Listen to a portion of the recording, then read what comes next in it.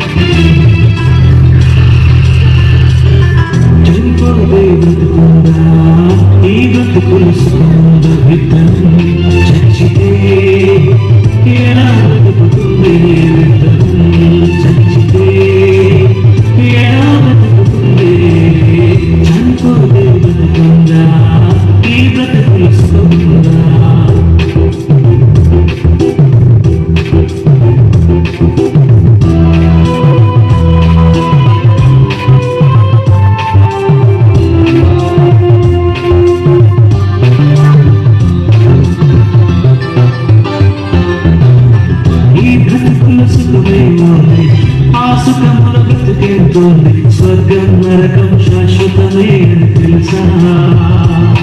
అది శాశ్వత సుఖము దుఃఖం ఆత్మకు తెలుసా?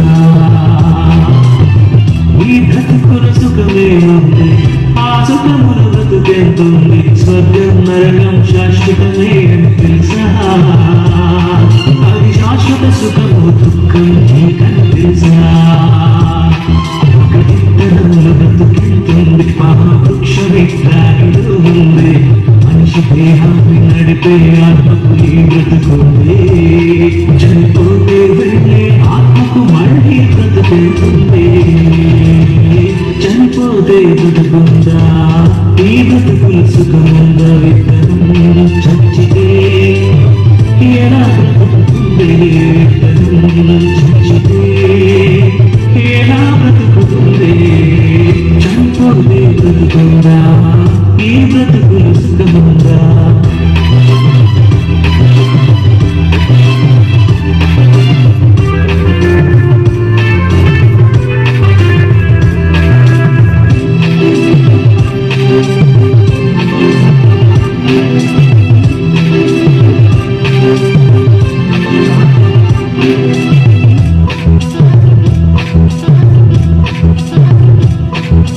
చనిపోతే వెళ్ళేది నువ్వు చేసిన క్రియలను బట్టి దానికి తిప్పే. చనిపోతే వెళ్ళేది నువ్వు చేసిన క్రియలను బట్టి దానికి తిప్పే. ఈ మరణ దినమేది వెళుతుంది, ఒక క్షణంలో శిక్ష పడుతుంది.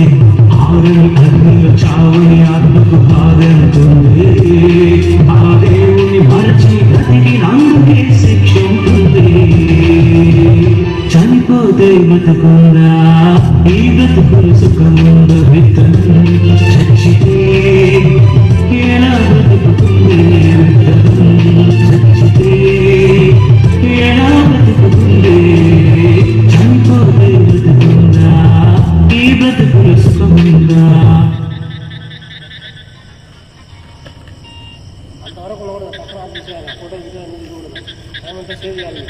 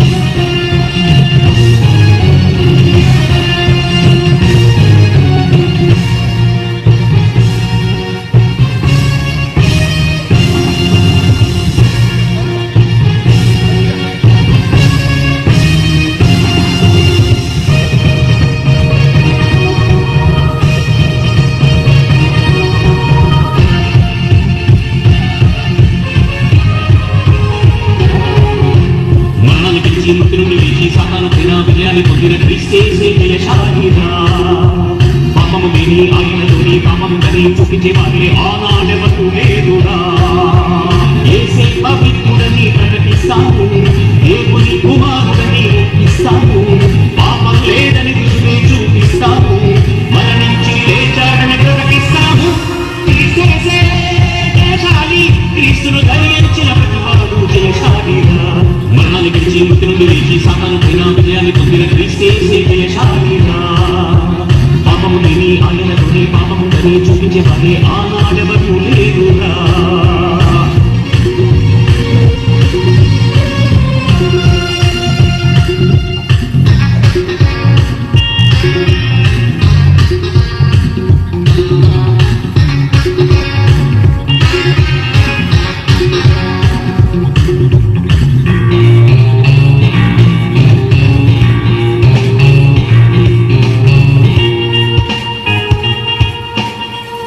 ఎందు పుట్టిన శతపురుషుడు క్రీస్తే, యూదుల రాజుగా పుట్టిన మెస్సయ్య క్రీస్తే, మనుషులు చేసే పాపానికి రక్తాన్నిచ్చింది క్రీస్తే.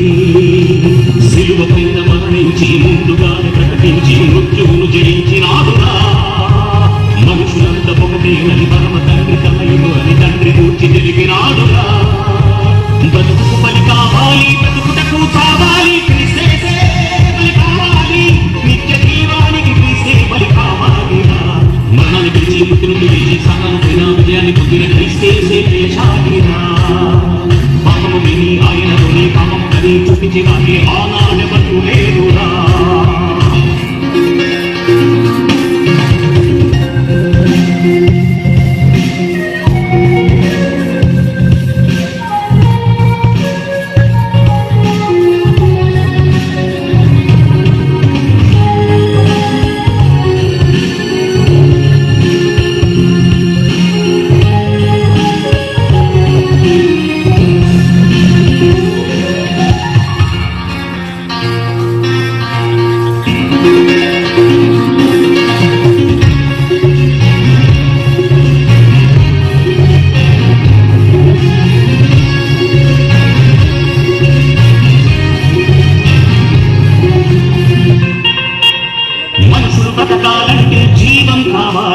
ప్రకృతి అందుకు మనకై బలి అయిపోవాలి. ఈ జీవానికే ప్రాణం ఉండే జీవులు బలి కావాలిరా.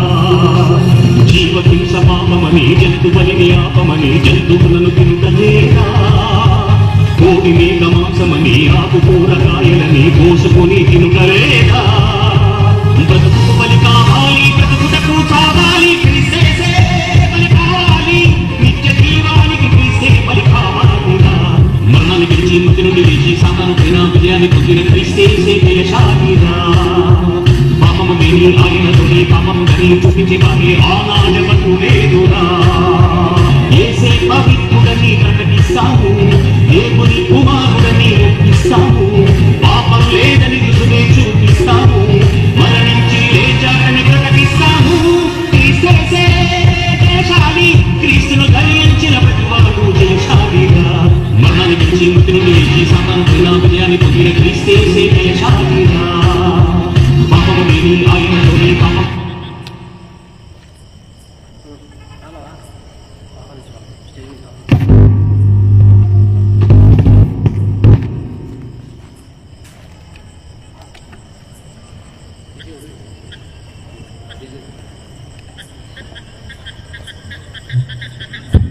దయచేసి చైతన్యను ఆహ్వానిద్దాం. బెంగళూరు ప్రాంతం నుంచి మనం మన దగ్గరికి వచ్చి దేవుని మనకు వినిపిస్తూ దేవుని మనం బలపరుస్తున్నాం. దైవజనులు చైతన్య గారిని చైతన్యకు ఆహ్వానిద్దాం. ప్రపంచ మనందరం అత్యాధునికంగా ఆహ్వానిద్దాం.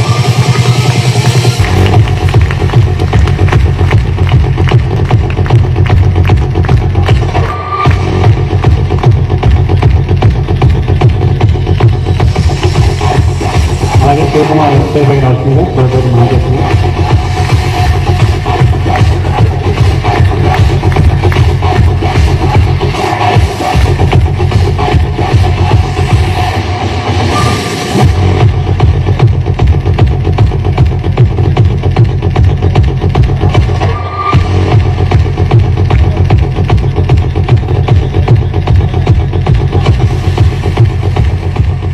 అలాగే దైవంలో నమస్కారం శేఖర్ గారు ప్రోగ్రాం చేస్తున్నాం.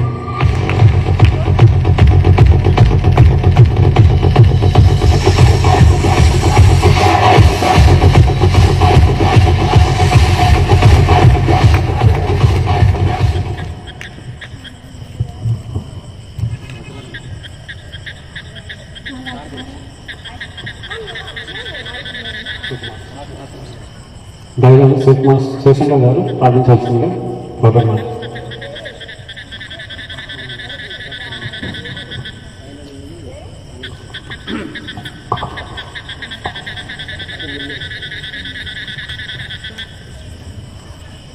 మొదలు దైవం శివశంకర్ గారు వాగ్దానం చేస్తారు.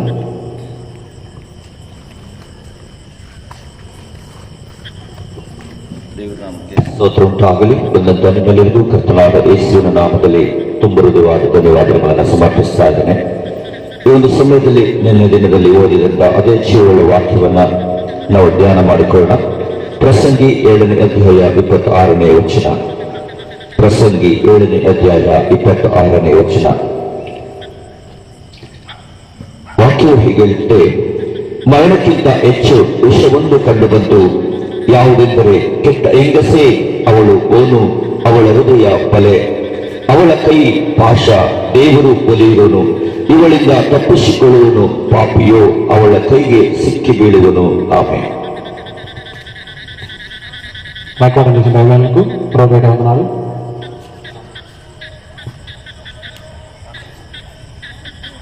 అలా మనం దైవంలో ప్రార్థించాల్సిందిగా ప్రోగ్రాం మనం చేస్తాం. ప్రార్థన చేసుకున్నాం.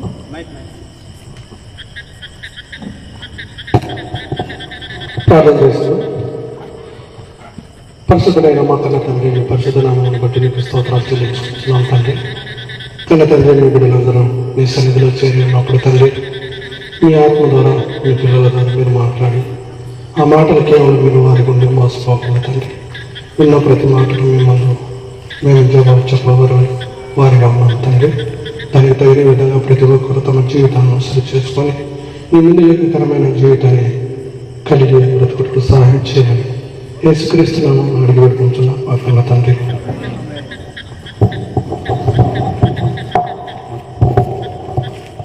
అలాగే నూతన స్నానం దగ్గర మన మధ్యన దైవాలు చివరి ప్రాంతం నుంచి బెంగళూరు పరిసర ప్రాంతాల్లో సేవ చేస్తున్న దైవాలు సేతు గారు మనం మొదటి మెసేజ్ అందించాల్సిందిగా ప్రోగ్రాం మనం చేస్తున్నాం. ఈ సమయాన్ని అది అడిగెట్టుకున్నాం. చిన్న ప్రార్థన చేస్తున్నాం.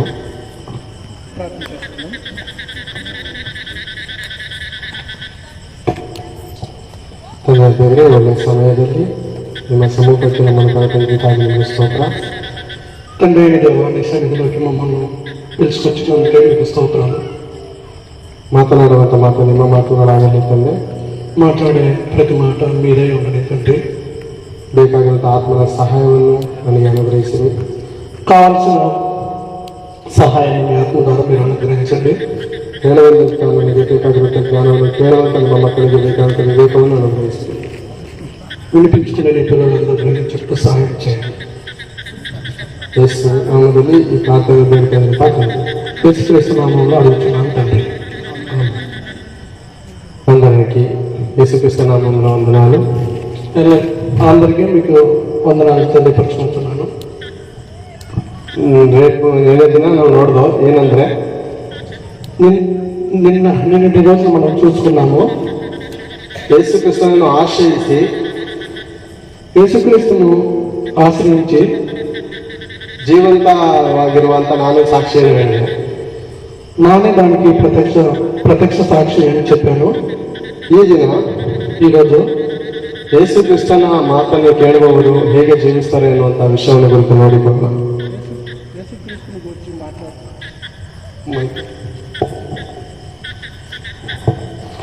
యేసుక్రీస్తుని గురించి విన్నవారు తెలుసుకున్నవారు ఎలా బ్రతకాలన్న విషయాన్ని తెలుసుకున్నాం.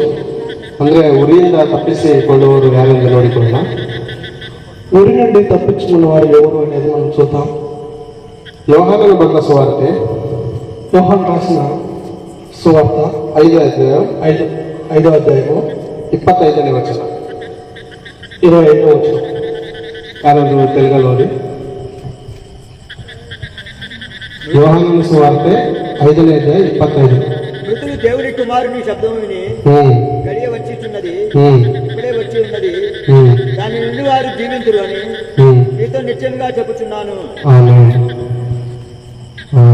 ಮಾತಿನ ಅರ್ಥ ಒಬ್ಬರು ಆಲೋಚನೆ ಹೇಳಬಹುದು. ಓಕೆ, ಸತ್ತವರು ದೇವಕುಮಾರನ ಮಾತು ಅಂದ್ರೆ ಶಬ್ದವನ್ನು ಕೇಳಿ ಬದುಕುವ ಕಾಲ ಬರುವುದು ಈಗಲೇ ಬಂದಿದೆ. చనిపోయిన వారు దేవుని మాట విని బ్రతుకుదురు అని వాక్యం చెప్తుంది. ಅದು ಈಗಲೇ ಬಂದಿದೆ, ಅದು ಇప్పుడే వచ్చింది. ಕೇಳುವವರು ಆತನ ಸ್ವರವನ್ನು ಕೇಳುವವರು ಬದುಕುವರು, ఆయన ಸ್ವರಾన్ని విన్నవారు బ్రతుకుతారు. ఏంటంటే ಪಾಪದ ದೆಸೆಯಿಂದ ಸತ್ತಂತ ನಮ್ಮನ್ನು ప్రేరే పాపంలో పడి ఉన్న మనల్ని చచ్చిపోయిన మనం సత్తంత నమ్మను చచ్చిపోయిన మనము యేసుక్రీస్తున స్వరವನ್ನು ಕೇಳಿ యేసుక్రీస్తుನ ಸ್ವರಾన్ని విని ಬದುಕುವವರಾಗಿದ್ದೇವೆ ಪ್ರೇರೆ, ಬ್ರತಿಕೆಯವರಮೈ ఉన్నాం మనం. ಯಾರು ಅಂದ್ರೆ యేసుక్రీస్తుನ నామದಲ್ಲಿ దీక్షಾಸ್ಥಾನ ತೆಗೆದುಕೊಂಡವರು. యేసుక్రీస్తు నామంలో ఎవరైతే బాప్టిజం తీసుకుంటారో ಅವರು ಬದುಕುವರು, వాళ్ళు జీవిస్తారు. ఈ లోಕದಲ್ಲಿ ಸತ್ತು పరలోకದಲ್ಲಿ ಜೀವಿಸುವರು. ఈ లోకంలో చనిపోయినా కానీ పరలోకంలో వాళ్ళు పునరుద్ధానం పొందుతారు. ಅಪೊಸ್ತಲರ ಕಾರ್ಯಗಳು 2ನೇ ಅಧ್ಯಾಯ 37ನೇ ವಚನದಲ್ಲಿ ಎಷ್ಟು ಜನ ಬದುಕರು ಅನ್ನುವಂಥ ವಿಷಯ ನೋಡಿಕೋಣ. అపొస్తల కార్యంలో 2వ అధ్యాయం 2వ అధ్యాయం 2వ అధ్యాయము 36 36 దేవుడు ప్రభువుగాను క్రీస్తుగాను నియమించాను. ఇది ఇశ్రాయేలు వంశములంతయు రూఢిగా తెలుసుకోవాలని చెప్పాను. చెప్పండి, కంటిన్యూ చేయండి. వారు ఈ మాట విని హృదయంలో నొచ్చుకొని, సహోదరులారా మేమేమి చేద్దామని పేతురును కడప అపోస్తలులు అడగగా, పేతురు మీరు మారుమనసు పొంది పాపక్షమాపణ నిమిత్తం ప్రతివాడు యేసుక్రీస్తు నామమున బాప్తిసం పొందుడి, అప్పుడు మీరు పరిశుద్ధాత్మ వరమును పొందుదురు. ಹೇಳ್ತಾರೆ ಯೇಸು ಕ್ರಿಸ್ತನ ಮಾತುಗಳನ್ನು ಅಂದ್ರೆ ಪೇತ್ರನು ಹೇಳ್ತಾ ಇದ್ದಾರೆ, ನೀವು ಶಿಲುಬೆಗೆ ಹಾಕಿದ್ರಲ್ಲ, ಆತನ ನಾಮದಲ್ಲಿ ದೀಕ್ಷೆ ಸ್ಥಾನ ತೆಗೆದುಕೊಂಡ್ರೆ ನೀವು ಬದುಕ್ತೀರಾ. యేసుక్రీస్తు చెప్పాడు, మీరు పేతురు గారు చెప్తున్నారు యేసుక్రీస్తు గురించి, మీరు శిలువ వేసిన యేసు ప్రభును దేవుడు మృతದಿಂದ ಜಯಿಸಿದ ಹಾಗೆ ಎತ್ತಿದ ಹಾಗೆ దేవుడు మృతంలో నుండి అతన్ని లేపిండు, ಆತ ಮೇಲೆ ನಂಬಿಕೆ ಇರುವಂತ ಪ್ರತಿಯೊಬ್ಬನು ಜೀವಿಸುವನು ಅಂತ ಹೇಳ್ತಾರೆ. ఆయన నమ్మిన ప్రతి ఒక్కరు జీవించగలరు అని చెప్పిండు. ದೇವರ ವಾಕ್ಯ ఎంత భయంకరವಾದదంದ್ರೆ ಅವರ ಹೃದಯದಲ್ಲಿ ಹಲಗು ನೆಟ್ಟಂತ ಆಯ್ತಂತೆ. దేవుని వాక్యము ఎలాంటిదంటే వాళ్ళ హృదయంలో పొడిచినటువంటిది అయింది. ಅಂದ್ರೆ ಸತ್ತವರಾಗಿದ್ದ ಅವರ ಜೀವಿತದಲ್ಲಿ ಯೇಸು ಕ್ರಿಸ್ತನ ಮಾತು ಜೀವವನ್ನು ತಂದಿತು ಪ್ರೇಮ. చనిపోయిన వారిని వాళ్ళ జీవితంలో జీవితాన్ని ఇచ్చింది. సుమారు 3,000 ಜನ ಆ ದಿನ ಪಶ್ಚಾತ್ತಾಪಪಟ್ಟು ದೇವರ ಕಡೆ ಮನ ತಿರುಗಿ ದೀಕ್ಷಾಸ್ಥಾನ ತೆಗೆದುಕೊಂಡ್ರು. అప్పుడు 3,000 మంది బాప్టిజం పొంది ఉన్నారు. ఇబ్రియల పత్రిಕೆ ఇబ్రియల్ రాసిన పత్రిక 4వ అధ్యాయం 12వ వచనం ನೋಡೋಣ. 4వ అధ్యాయము 13వ వచనం 12వ వచనం 12వ వచనం. దేవుని వాక్యం సజీవం రెండంచుల ఎటువంటి ఖడ్గము కంటేను వాడిగా ఉండి ప్రాణాత్మలను స్త్రీలను మూలమును విభజించబడుతున్నట్టుకు దూరుచు హృదయ యొక్క తలంపులను ఆలోచనలు సాధించుతున్నది. ఆమేన్. ದೇವರ ವಾಕ್ಯ ಎಂತದಂದ್ರೆ ನರನಾಡಿ ಮೂಳೆ ಮಾಂಸ ಮುಜ್ಜು ಕೀಲುಗಳಲ್ಲಿ ತೂರಿ ಹೋಗಿ ಕಾರ್ಯ సాధిಸುವಂತದ್ದು. దేవుని వాక్యం ఎలాంటిదని చెప్తుందంటే నరాల మధ్యలో దూరి కార్యం చేయనంతదిగా ఉన్నది అని చెప్తుంది. ನಾವು ಪೇಷಂಟ್ ಆಗಿ ಹಾಸ್ಪಿಟಲ್ಗೆ ಹೋದಾಗ ನಮ್ಮ ನರ ಡಾಕ್ಟರ್ ಸಿಗುತ್ತೆ ಅನ್ನೋ ಗೊತ್ತಿಲ್ಲ. మనం హాస్పిటల్కి పోయినప్పుడు మన నరము డాక్టర్ దొరుకుతుందో లేదో, ಆ ನರದೊಳಗಡೆ ಪೈಪ್ ರೀತಿಯಲ್ಲಿ ಇರುವಂತ ಒಳಗಡೆ ಕೂಡ ದೇವರ ವಾಕ್ಯ ಹೋಗಿ ಸತ್ತಂತ ನಮ್ಮನ್ನು ಜೀವವಾಗಿ ಎಬ್ಬಿಸುವುದಕ್ಕೆ ಸರ್ವಶಕ್ತವುಳ್ಳ ವಾಕ್ಯ ಆಗಿದೆ ಇದು. ఆ నరం దొరుకుతుందో లేదో కానీ ఆ నరములోకి వాక్యం ప్రవేశించి చనిపోయిన మనల్ని లేపుతుంది. ఎఫెస పత్రిಕೆ 2ನೇ ಅಧ್ಯಾಯ 5ನೇ ವಚನದಲ್ಲಿ ದೇವರ ವಾಕ್ಯ ಹೀಗೆ ಹೇಳುತ್ತದೆ. ఎఫెసీ రాసిన పత్రిక 2వ అధ్యాయము 5వ వచనంలో అపరాధం అయినను దేవుడు కరుణ సంపన్నుడై ఉండి మనము మన అపరాధం చేత తెచ్చిన వారమై ఉన్నప్పుడు సైతం మన ఎల్ల చూపిన తన మహా ప్రేమ వలనను క్రీస్తుతో కూడా ಬದುಕಿಂಚನು. ಆಮೆನ್. ಸತ್ತವರಾಗಿರುವಂತೆ ದೇವರ ದೃಷ್ಟಿಯಲ್ಲಿ ಆದಾಮನ ಏನೇಳಿದ್ರೆ ಹಣ್ಣು ತಿನ್ಬೇಡಪ್ಪ ಅಂತ. ಅಂದ್ರೆ ಹೇಳೋ ಮಾತು ಕೇಳದೆ ತಂದೆಗೆ ವಿರುದ್ಧವಾಗಿ ತಪ್ಪು ಮಾಡಿದಾಗ ಏನಾಗ ಆದಾಮನು ಬದುಕಿದ್ದು ಸತ್ತ ಹಾಗೆ. ನಾವು ಅನೇಕ ಮಾತಾಡ ఆదాము ఏదైనా తోటలో ఉన్నప్పుడు ఆ పండు తినొద్దని దేవుడు చెప్పినప్పుడు ఆ పండు తిని చనిపోయి, అంటే శారీరకంగా బతికినా కానీ ఆత్మీయంగా తను పడిపోయాడు. ನಮ್ಮ ಮಕ್ಕಳಿಗೆ ಅನೇಕ ಸಾರಿ ಹೇಳ್ತೀನಿ, ನೀನು ನೆಕ್ಸ್ಟ್ ಈ ಥರ ತಪ್ಪು ಮಾಡಿದ್ರೆ ನನ್ನ ದೃಷ್ಟಿಗೆ ಸತ್ತೋದಂಗೆ ಅಂತ ಅಲ್ವಾ. మన పిల్లలకు మనం చెప్తాము, ఇంకొకసారి ఇలాంటి పని చేస్తే నువ్వు బతికినా కానీ నా దృష్టిలో చనిపోయినట్లు అని మనం చెప్తాం. ಹೇಳ್ತೀನಿ, ನಾನು ಯಾವತ್ತಾದ್ರೂ ಹೇಳಿದ್ದೀರಾ ಈ ಮಾತು ನಿಮ್ಮ ಮಕ್ಕಳಿಗೆ? ఇలాంటి మాట మీరు మీ పిల్లలతో ఎప్పుడైనా అన్నారా? ಅದೇ ರೀತಿ ತಂದೆಯಾದ ಪರಮಾತ್ಮನು ನನ್ನ ಆಜ್ಞೆಗಳನ್ನು ಕೈಕೊಂಡು ನಡುವಂತ ಆ ದಿನ ಆದಾಮನಿಗೆ ಹೇಳಿದ್ರು ಪ್ರೇಮಿ. అలాగే తండ్రి అయిన దేవుడు ఆదాము ಅವలకు చెప్పి ఉన్నారు.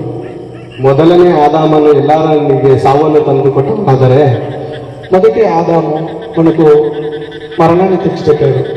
ಎರಡನೇ ಆದಾಮನು ನರಕ ಎಂಬುವಂತ ಉರಿಯಿಂದ ತಪ್ಪಿಸಿಕೊಳ್ಳಲು ನಮ್ಮಲ್ಲಿ ಆತನ ಸ್ವರವನ್ನು ಕೇಳಿಸುತ್ತಿದ್ದಾನೆ ಈ ದಿನ. రెండో ఆదాము మనల్ని బ్రతికించడానికి ఈ లోకానికి వచ్చాడు. ಬದುಕಿಸುವಂಥದ್ದು ಆತ್ಮವೇ, ಮಾಂಸವು ಯಾವುದಕ್ಕೂ ಬರೋದಿಲ್ಲ ಎಂದು ನಾವು ವಾಕ್ಯದಲ್ಲಿ ನೋಡ್ತೇವೆ. ಯೋಹಾನನು ಬರೆದ ಸುವಾರ್ತೆ 6ನೇ ಅಧ್ಯಾಯ 63ರಲ್ಲಿ. బతికించేది దేవుని ఆత్మే అని వాక్యంలో యోహాను సువార్త 6వ అధ్యాయము 64ನೇ ವಚನದಲ್ಲಿ 63వ వచనంలో చెప్తుంది. ఈ శరీరಕ್ಕೆ ಎಷ್ಟೇ ಸುಖ ಕೊಡಿ ಪರವಾಗಿಲ್ಲ, ఈ శరీరానికి ఎంత సుఖాన్ని ఇచ్చినా ಹೊಟ್ಟೆಗೆ ಎಷ್ಟೆಷ್ಟು ಆಹಾರ ಆಗ್ತಿದೆ, మన కడుపుకు ఎంతో అన్నాన్ని మనం రోజు 3 పూటలు తింటా ఉంటాం. ನಮ್ಮ ಹೊಟ್ಟೆನ ಪ್ರೀತಿಸಿ ಡೈಲಿ 3 ಟ್ರಿಪ್ ಆಗ್ತೀವಿ ಆಹಾರ. మనం ప్రతిరోజు మనం 3 పూటలు తినకపోతే నిశక్తి అనేది మళ్ళీ కలుగుతుంది. ಯಾಕೆ ಹೊಟ್ಟೆಗೆ ಬರುತ್ತೆ ನಮಗೆ? ನಾವು ಪ್ರೀತಿಸ್ತೀವಲ್ಲ ಹೊಟ್ಟೆಗೆ. ఎందుకంటే మనం మన కడుపునే ఎక్కువగా ప్రేమిస్తున్నాం. ಯಾಕೆ ಹೊಟ್ಟೆಗೆ ಬರ್ಬೇಕು ನಮಗೆ? ನಾವು ಪ್ರೀತಿಸ್ತೀವಲ್ಲ ಹೊಟ್ಟೆಗೆ. మనకు ఎందుకు కడుపు నొప్పి వస్తుందంటే మనం ఎక్కువ దాన్ని ప్రేమిస్తున్నాం కనుక. ಇದರಲ್ಲಿ ಅರ್ಥ ಮಾಡ್ಕೋಬೇಕು, ನಮಗೆ ನಿಜವಾದ ಶತ್ರು ಯಾರಂದ್ರೆ, ವಿಲನ್ ಯಾರಂದ್ರೆ ನಮ್ಮ ದೇಹವೇ ಪ್ರಿಯ. అవును ప్రియ, నిజంగా మనకు శత్రువు ఎవరంటే మన శరీరమే.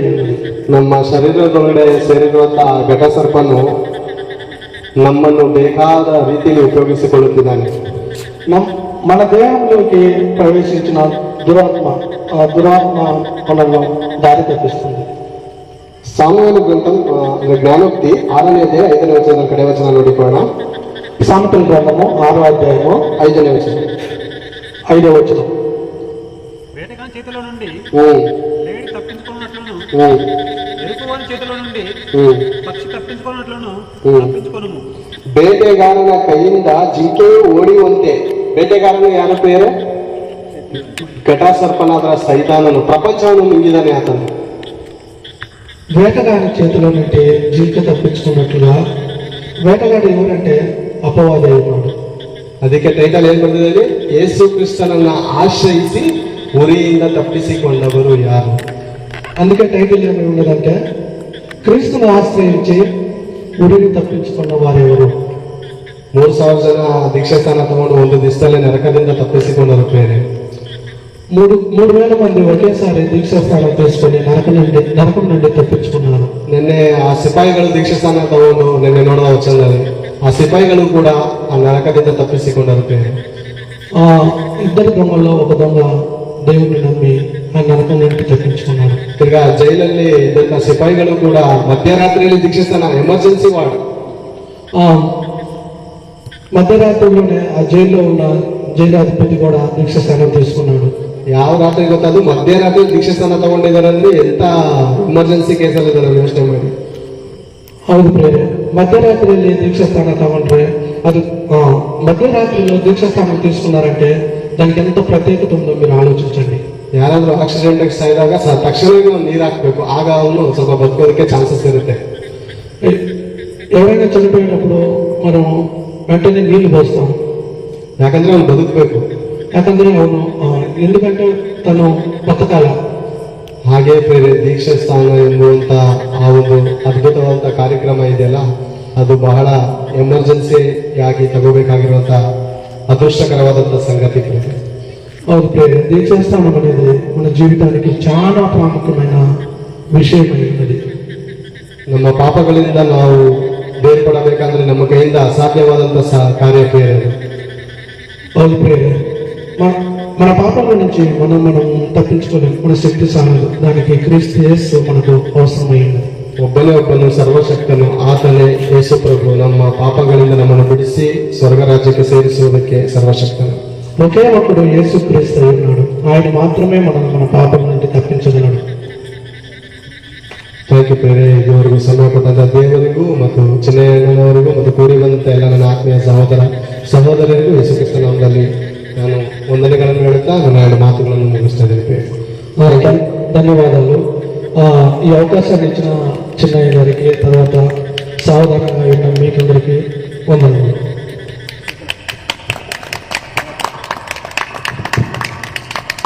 ఇంతవరకు ధైర్యం నిలబడి దేవుని మాట మనకు అందించినటువంటి మాసామ చెప్పలతో అభినందం. అలాగే దేవుని సాక్షితం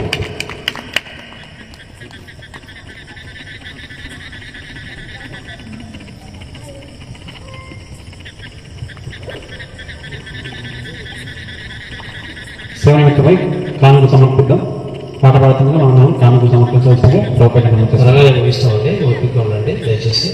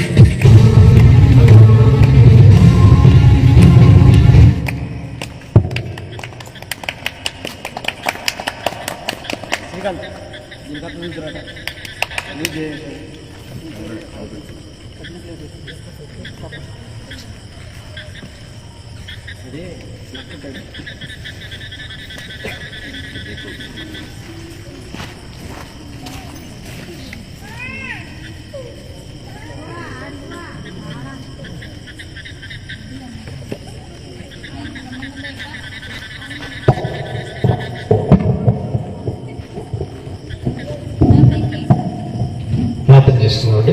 కళ్ళు మూసుకోండి. తండ్రి, ఇంతవరకు కాపాడి ఈ 2వ దినంలో తండ్రి మంచి వాతావరణాన్ని మాకు ఇచ్చి వాక్యాన్ని పరిశీలించి తండ్రి మా బ్రతుకులను పండించుకోవడానికి మీరు చూపిన కృపను బట్టి కృతజ్ఞతలు చెల్లిస్తున్నాం తండ్రి. మీ మాటలు వినివారు మాత్రం ఏంటి మమ్మల్ని మోసపుచ్చుకోకుండా వాక్యానుసారం ప్రవర్తించగలిగినట్లు సహాయం చేయమని వేడుకుంటూ సమస్తమైన మహిమ ఘనత ప్రభావం మీకు చెల్లించుకుంటూ యేసుక్రీస్తు వారి పరిశుద్ధమైన నామమున ప్రార్థన సమర్పిస్తున్నాం తండ్రి. ఆమేన్.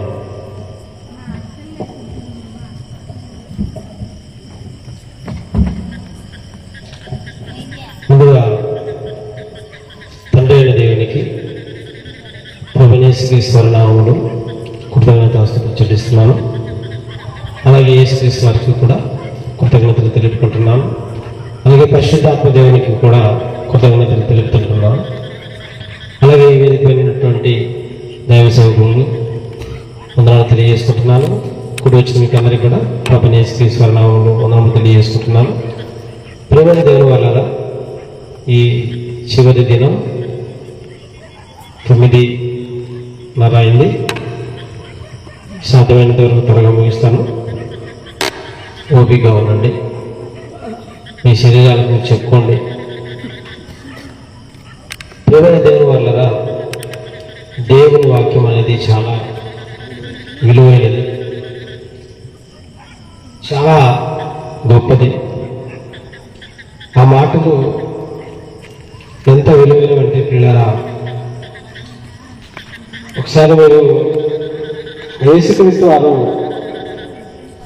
ఆయన నడుస్తున్నటువంటి ఆ విధానాన్ని మనము గమనించగలిగితే ఎంత బాగుంటుందో ఒకసారి ఆలోచించండి.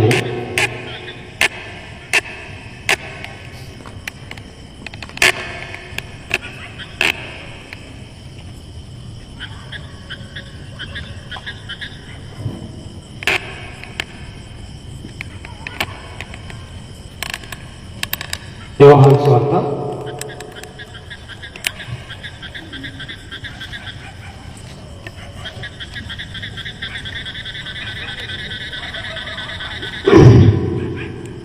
8వ అధ్యాయం.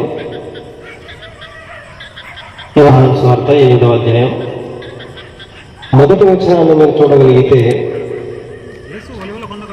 యేసు ఒలీవల కొండకు వెళ్ళెను. తెల్లవారగానే యేసు తిరిగి దేవాలయంలోనికి రాగా అన్నాడు. యేసుక్రీస్తు వారు ఒలీవల కొండకు వెళ్ళాడు. ఆయన సువార్త చేసుకుంటూ వాక్యాన్ని ప్రకటించుకుంటూ.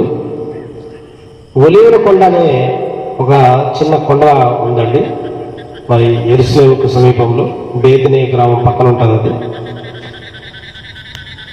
ఆయన రాత్రి ఒలీవల కొండకు వెళ్ళాడు. కొండకి ఎందుకు వెళ్ళాడు? మనమైతే కొండకి ఎందుకు వెళ్తాం చెప్పండి రాత్రిపూట?